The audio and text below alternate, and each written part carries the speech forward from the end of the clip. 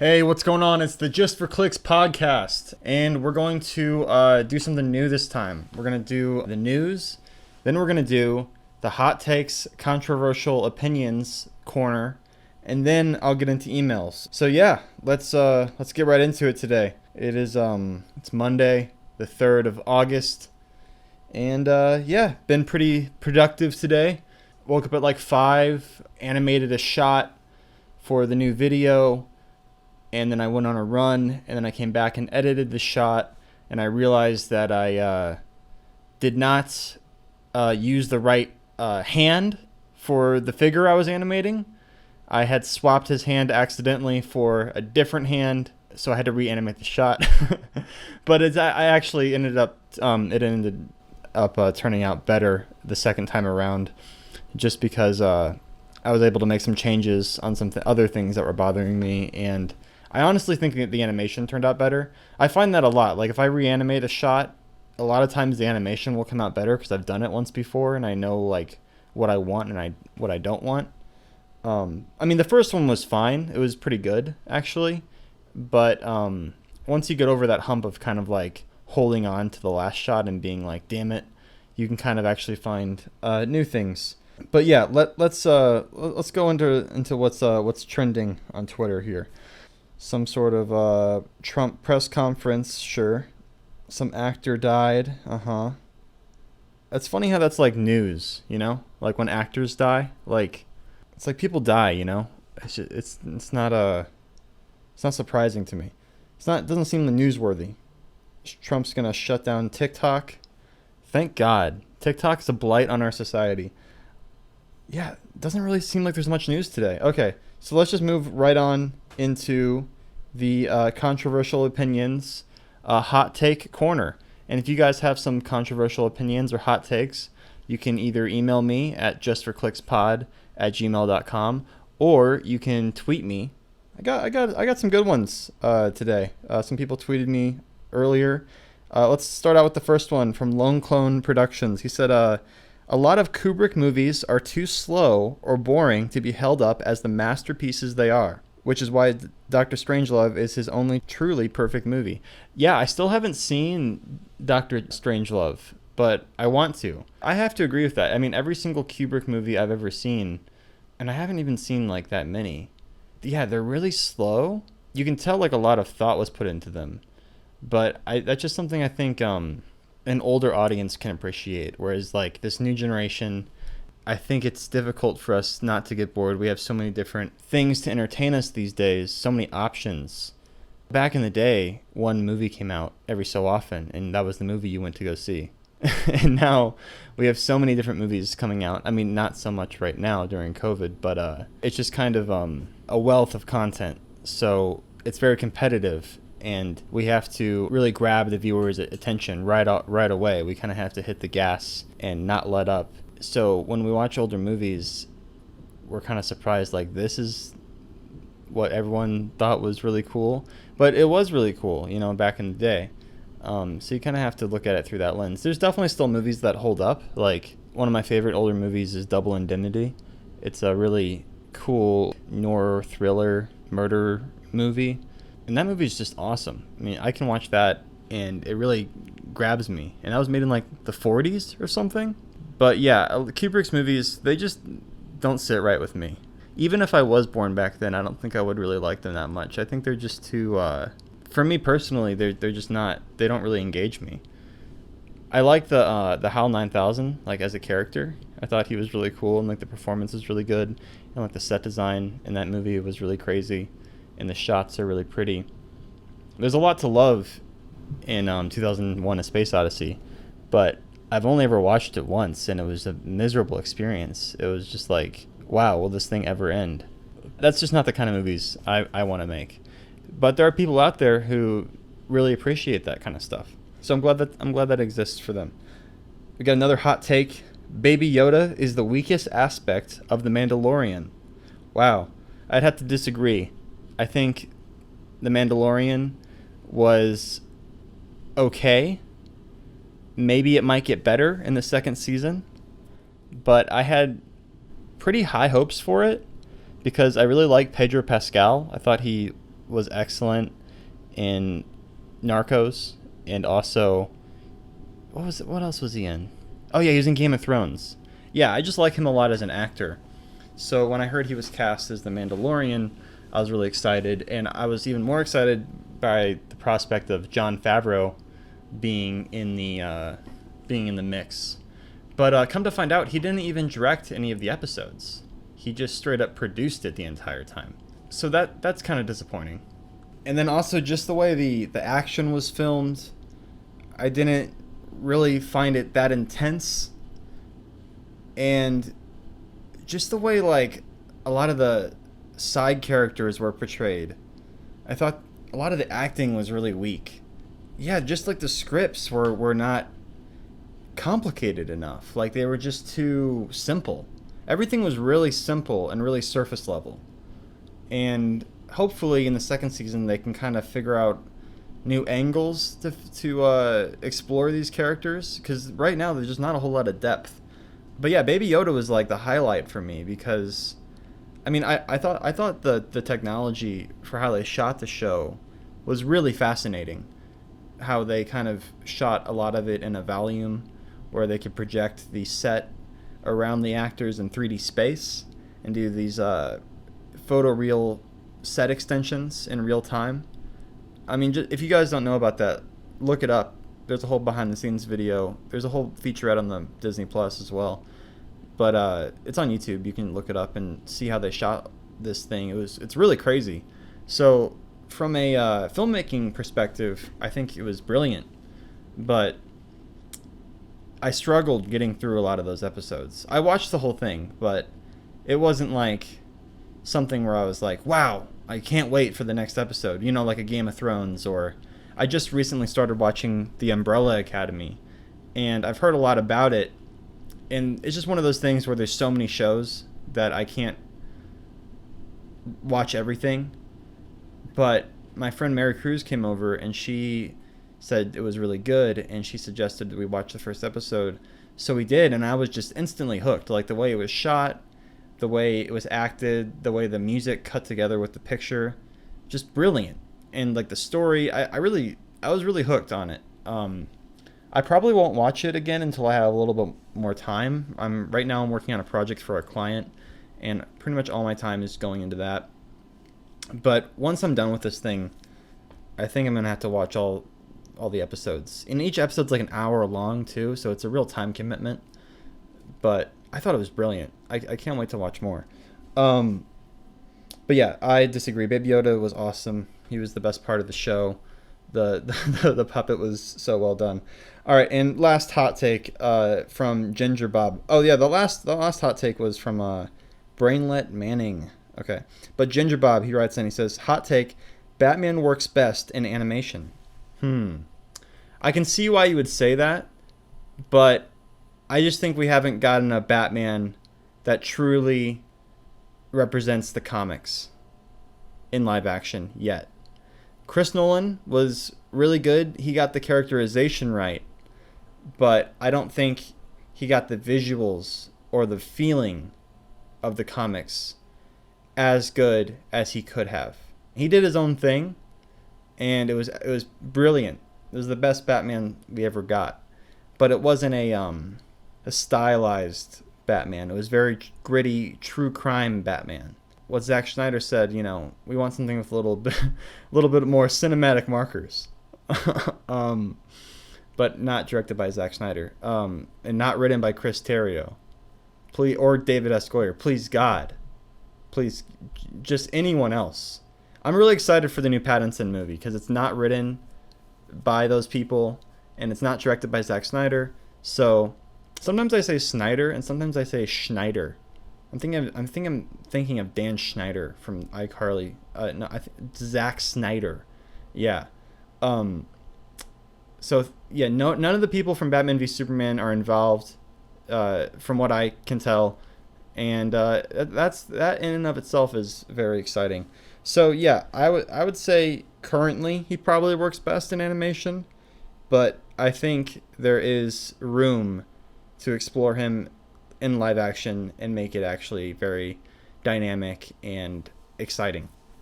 All right, Now we can move on to the emails. And yeah, like I said, if you guys want to send in any hot takes or controversial topics to my Twitter or email, go ahead, because I need more. We're going to be doing this like once a week.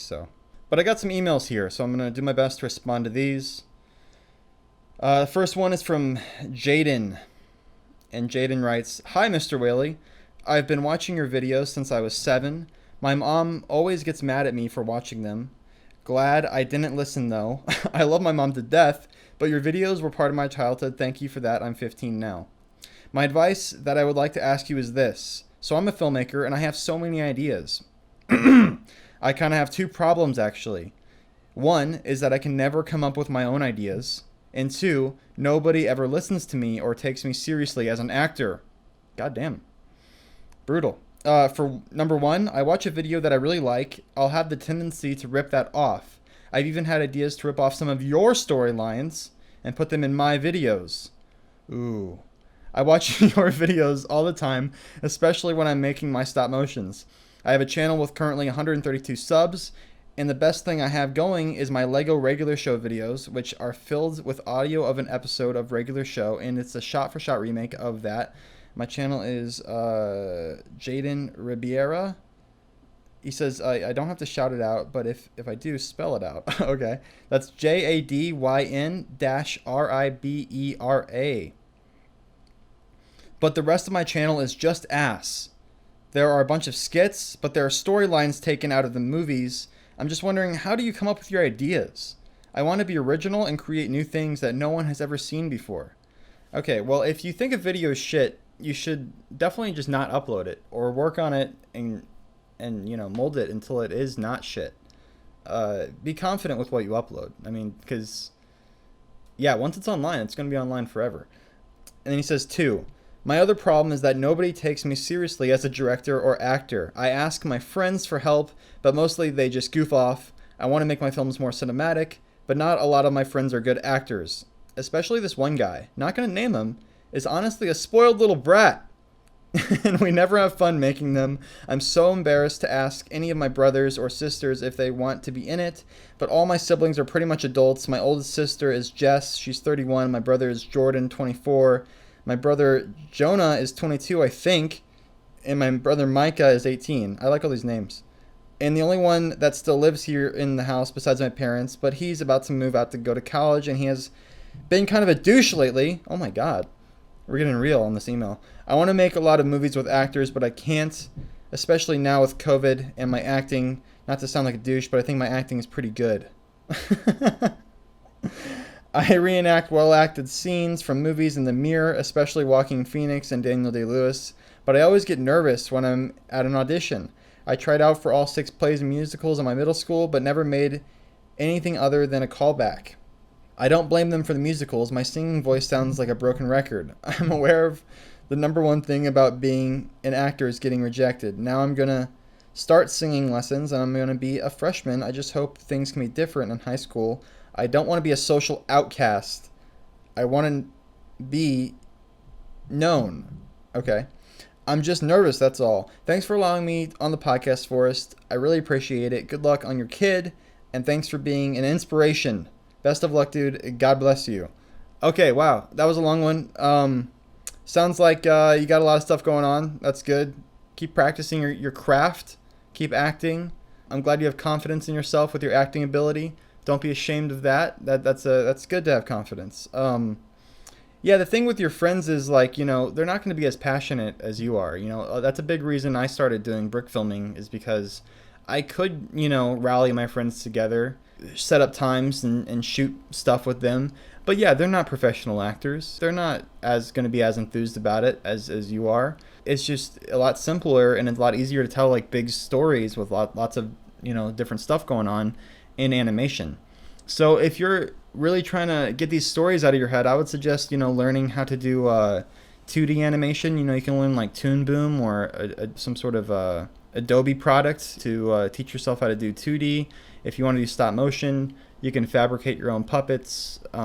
or you can do Legos, obviously. That's the path I went down. But it's never been easier to get into animation. There's so many tutorials online, and it's a lot of fun. I would suggest writing your own scripts, doing your own voice acting, maybe get some of your trusted friends to lend their voices to the production, and work on just the craft of filmmaking first. And then maybe if that gets you some exposure down the road, you can transition that into a more live action career. That's kind of the route I've taken, you know. I've done some cool live action things, but my main thing is animation, just because that's what's very accessible to me. And the types of stories I want to tell, they're often these kind of big blockbuster epic movies. You know, it would just cost like $300 million for me to produce a lot of my ideas. I don't want to settle for less. You know, I don't want to pretend that this set that I can get is as cool as the set I want and just kind of settle and make a B movie. You know, I want to make a movie that that doesn't pull any punches. So yeah, just keep practicing your craft, keep doing your thing. Try not to be too resentful of the people around you. You know, they got their own thing going on. You know, your brothers and sisters have got their own lives, and your friends are doing their own thing. But yeah, good luck to you, man. Going on to the second email. It's from Antonio. He says, "Hi, Forrest. I'm Antonio, almost 14 and a huge fan. I grew up watching all your videos, and now that I'm in quarantine, my mind is bustling with ideas for brick films and live-action films. How do you decide what films you want to make and still balance your personal life with friends and family?" Nice. Well, that's awesome. You got some good ideas. Get those out there while you're young. The ideas just flow through you, you know. I feel like as I've gotten older, I'm more self-conscious about my own personal like ideas and like the stories I want to tell. It's crazy because like I'm more confident in my like personal life, but I'm less confident in my scripts and the types of stories I want to tell. When I was younger, I would just write a script and I wouldn't second guess any of the jokes or anything. I would just kind of write it from my brain onto the paper and then just make it. And these days, I find myself spending a lot more time thinking like, oh, is this a good direction to take this? Am I being insensitive, or is this a good story? Is it trite? You know, is it unoriginal? And coming up with your own original ideas. Oh, that's something I didn't really address in the last email. That last email was so long, I kind of got lost. But yeah, coming up with your own original ideas is like the hardest thing you can do. For me, like I don't really consider my like Batman stuff to be original because it's all based on existing IPs and properties and characters. But coming up with your own original intellectual property, like the Zombie Universe thing or Eames and Barry, you know, the stuff that I've done that's original, it just kind of came to me and I was just very inspired to do something. And it wasn't like I forced it. I'm kind of just like waiting around for ideas to kind of come to me, and then I write them down. It's hard for me to sit down and be like, okay, I'm going to write this script. I don't think I could be like a writer, like a TV writer who's just like given a task and then you have to write. It's just, that sounds so artificial to me. How do you decide what films you want to make and still balance your personal life with friends and family? I generally have like several ideas for films I want to make. And usually I just go with the thing that excites me the most. Because, you know, we all have limited time here on Earth. We never know when our clock's going to get punched. So we have to kind of focus on what's the most important to us. And if I have an idea that's really cool, I'll just do that. And then a lot of times I'm like halfway done working on that. And then I kind of lose interest in it. And another idea seems more interesting. And I'll start working on that. And that's how I get into the situation. I try to avoid it, but that's how I get into the situation of working on like several projects at once. For example, I started doing a Kylo versus Rey lightsaber fight scene back in like, I think I started it in October of last year. And I got a good chunk of it done. I got like 2.5 minutes of it done. Then I started working on a Mandalorian video because I really just wanted to do like a Blade Runner inspired kind of Mandalorian shootout scene. So I just stopped working on the on the Rey video and started working on the Mandalorian video. And then I got a job for a music video and I did that. So, and then other jobs came along. So it's just kind of It's better to focus on one thing, but it's definitely hard to keep the momentum going after when you first start it. But I'm still going to finish both eventually once I'm done with this video I'm working on now. How do I balance my personal life with my friends and family? So, yeah, for that, I would say play it by ear. If you really want to work on your movie, you have to be good at just telling people how you feel. You have to be like, I have to catch up on work. I can't do that right now. I'd like to do that, but I'm working. And I've turned down a lot of things. I haven't always taken every opportunity. And sometimes that's been a mistake. And other times I look back and I'm like, yeah, I'm glad I didn't go do that thing. A lot of times don't want to break the mental headspace I'm in. I get in a really positive, productive headspace for work. And if I interrupt that with going out and seeing friends, then that kind of just like throws off my whole rhythm. So just try to stick and stay in your rhythm. You'll feel it naturally come about. And when it's time to take a break from work, then you can kind of suss out what opportunities are out there in the outside world. All right, Antonio. Next one is from Connor. He says, hey, Forrest, I'm a small YouTuber who does stop motions, and I want to grow an audience, but just can't get that big of an audience. What do I do? P.S. My YouTube is Connor Proud, if you were wondering. It's a cool name, Connor Proud. Yeah, I mean, that's something I'm still trying to figure out myself. I feel like I want to grow a bigger audience, and I have a sizable audience, but a lot of my subscribers are from the Duck Song and don't really know anything about my actual content, and I hardly ever post anything because I'm always working for other people, or my videos are so epic, and it's just me working on them, that they take months and months and months to make, and it's kind of, my channel just doesn't really have that consistency that is required to gain some sort of like audience. I think it's just about making the kind of content you want to make, and then hoping people in the world also want to see that kind of content. Also, when you post a video, like say you make like a Lego Star Wars video, it's important that you like advertise it, and you go to like blogs and like forums. There's like editors for like websites that post about Star Wars. They write articles about stop motion, or they write articles about Legos. Whatever your video has in it, try to find people who are interested in that topic and who might have a following themselves, and write to them, send them the link, and be like, hey, check this out. And a lot of times they'll retweet it, or they'll write an article about it. Like that's what I did for Nazi zombies, like Lego Captain America Nazi zombies. And this is something that wouldn't have even ever occurred to me unless I heard Freddie W talk about it. I went to VidCon and I went to one of Freddie W's speeches there. He was like hosting a panel, and he was talking about how when he makes a video, he thinks about the topics or the keywords that video would contain, and he'll search that on Google and find people who write about that kind of stuff. So like for the Captain America Nazi zombie video, I looked up video game people who write about Call of Duty Nazi zombies, and I sent it to them.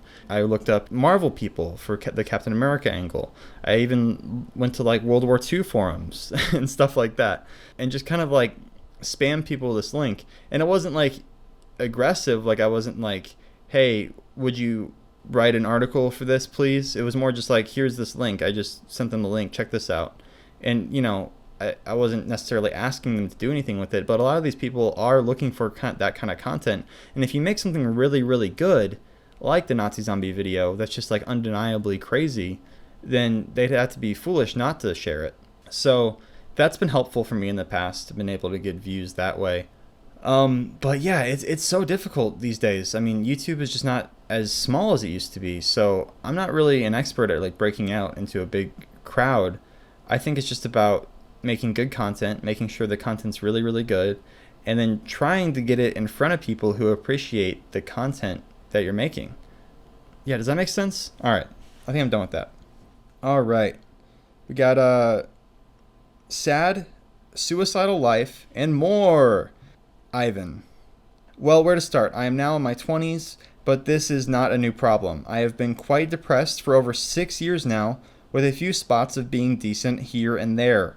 2018 was the last time I tried to take my life, but still find much of life uninteresting and have little energy to do much of the things I once loved. I got back into Legos again in 2019. That helped me with momentary material joy of buying a lot of sets I couldn't afford as a kid, but that wore thin and cost too much. I'm certainly not rich, but I can get by with a small online business that could crumble any minute. Jesus. That stress, as well as not really having any friends in my life realistically since I was 12, is just some of the many reasons I'm unhappy in life. I moved to California 5 years ago, and when it was new, it was enjoyable, but that wore thin, and on top of that, in 2018, I breathed in a poison chemical gas in the Carlsbad Mall. Never got any justice for that at all, was bedridden for about 2 months with awful throat and lung pain. That then hurt another one of my passions, making music. My throat and lungs have never really been the same since. That was in March 2018. In September of that year, I tried hanging myself in my garage, but after about 5 minutes of hanging, the rope broke. I was furious, as that wasn't the first attempt on my own life. 2016, the cops were called on me for attempting suicide, but that's not important to this. I'm not just suicidal because I'm unhappy. A lot of dark things happened to me when I was young, but I also won't get into that here. Anyway, after hanging myself, that one night I called someone I didn't know too well and had a conversation for 3 hours with her. I then proceeded to go for a walk every night to talk to her on the phone for hours about interesting things in the world and all that. She wanted to meet me in person after a few weeks of talking on the phone, but at the time I had a really mentally warped idea of myself having to have a curtain hairstyle before, or a certain hairstyle. A curtain hair. I was like, what's a curtain hairstyle? Before I socialized with anyone in person. She also lived in San Diego, about an hour from me, so I always had some reason I couldn't go. We kept talking for months and months, and one day I drove to San Diego, spur of the moment, but I mentally talked myself out of seeing her and then drove back home like the mentally ill bitch I am. More months passed. She told me stuff that wasn't good for me to hear, but we kept talking for more months, and one night I told her I liked her and wanted to see her. She said that made her feel good and that she'd cancel her plans with the other person to see me the literal next day. I said yes. Woke up the next morning and a part on my car was in the mail that I forgot I ordered that needed to be replaced. I called her and told her that I'd have to come the next day. She didn't believe me. I sent a picture hours later after I replaced the part. Went there the next day. At this point, I was extremely anxious, also still didn't have my hair how I mentally needed it, but I told myself I couldn't quit this time. Good for you. I was there early. She got off of work, and I surprised her outside her apartment. She was happy to see me. Then we went into her apartment. She said she had to change. I looked at all her paintings on the wall, and she was changing for 30 minutes. Then came out with bad news that she had to pick up her sister before we went on the picnic at the beach I planned. Got in her car. Nothing went well after that at all. Picking up her sister took 70% of all the time we had for the day. Let me try to sum things up faster. It sucked. The picnic didn't go well. Ride back didn't go well. And leaving her house didn't go well. I made my way home that night destroyed. Months passed. Then she told me she was moving back to Germany. I got her to agree to come to my house before she left. She came here a few weeks before the move, and things didn't go well again. We went to a cliff by my house and ate sandwiches, talked it, but eventually it got into hearing something that destroyed everything. Hold on a second. Eventually it got into hearing something that destroyed everything. That's so strange. I feel like this is a crucial detail, but okay, whatever. But she was still excited to hear the album I had told her I made about her a while back. Got back to my house, I put the music on. After a while, she left abruptly after a text. That was that. Nothing good came of putting over a year of my life into someone who faked caring about me. More happened there, but I'll move into the final segments of my message. I was even more depressed than usual for about 2 months, then one day hopped on Tinder and decided to randomly meet up with someone.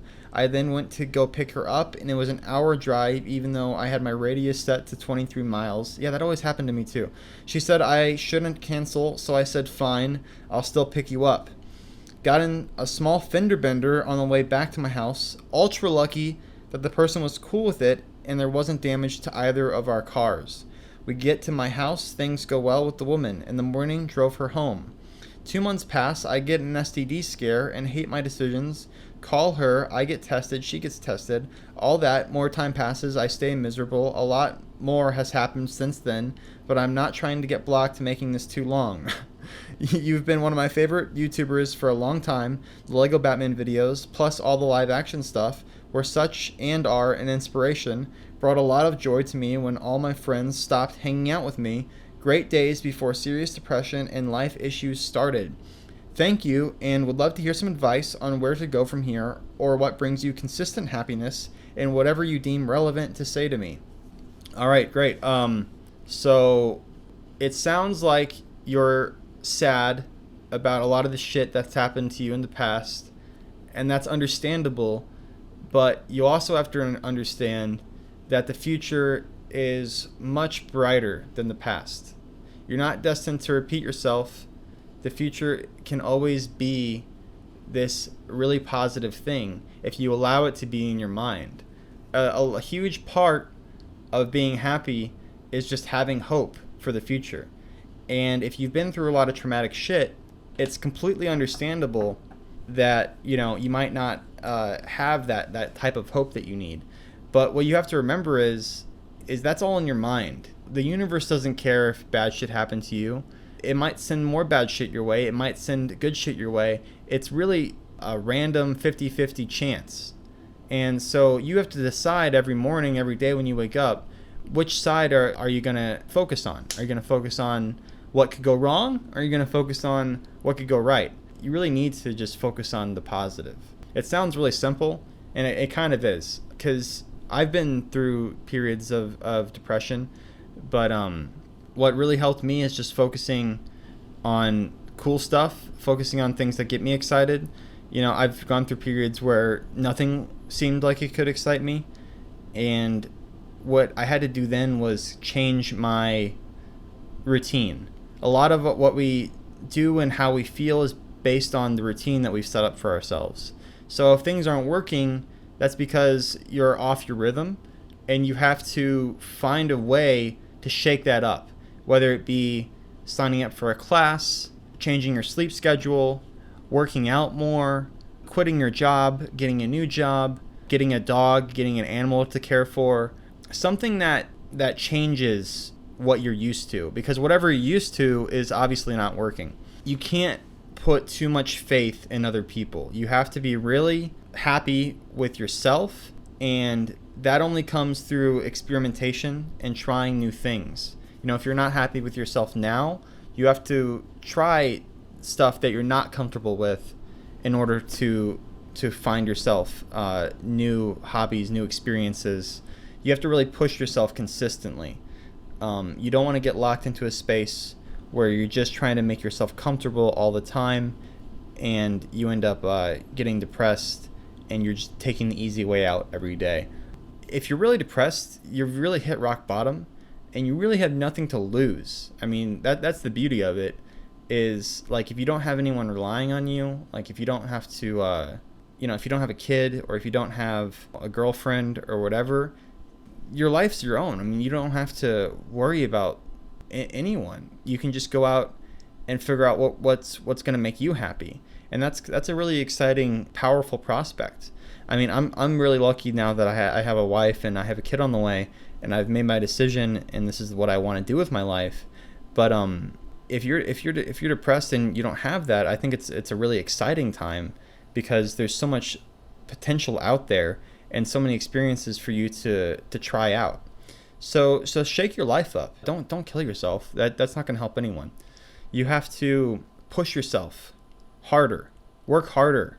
Don't think that it's always going to be the same way, because life's unpredictable. You're not smart enough to where you're going to predict how things are going to go. You're just not. Life's always going to surprise you. So yeah, that'll do it for this podcast. If you guys have any questions or concerns or hot takes, controversial opinions, basically anything juicy, send it to justforclickspod@gmail.com. There's a link to that in my bio or in my description below. I'm also working on getting these podcasts up on SoundCloud and Spotify, so there'll be links to that below as well. And thanks for listening. Join me next week I would do these every Monday. So be on the lookout. Bye bye.